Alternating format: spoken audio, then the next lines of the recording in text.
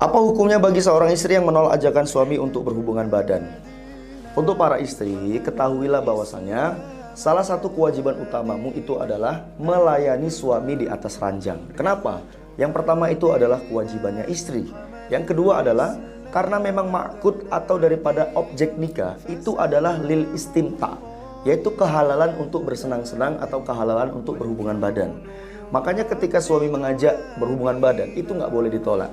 Dan Nabi sudah menegaskan, apabila seorang suami mengajak istrinya untuk berhubungan badan, lalu istrinya menolak tanpa ada alasan syar'i, tanpa ada uzur halangan, la'anat hal malaikatu hatta tusbih.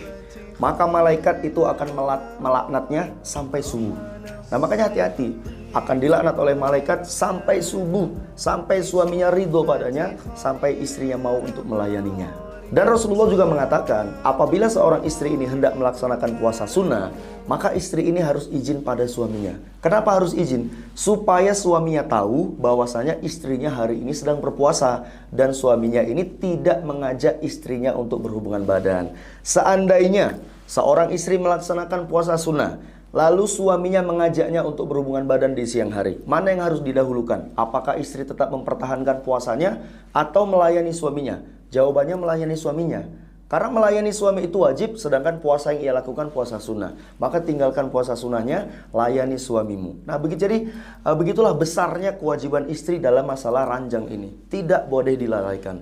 Bahkan Nabi juga menegaskan, apabila suamimu mengajak untuk berhubungan badan, ya, maka engkau wajib untuk mendatanginya, wajib engkau untuk melayaninya, wa in kanat ala tanur, sekalipun seorang istri ada di dapur. Nah, jadi ketika kita sedang beraktivitas, apapun aktivitas kita, kemudian suami mengajak untuk berhubungan badan, maka wajib bagi seorang istri untuk mendatangi suaminya untuk melayaninya di atas ranjang, selagi tidak ada uzur syar'i. Lalu apa saja alasan-alasan yang diperbolehkan bagi istri untuk menolak ajakan suami untuk berhubungan badan? Yang pertama adalah sakit. Kalau si istri sedang sakit, tentu boleh dong untuk menolak karena memang ia tidak bisa untuk melayaninya.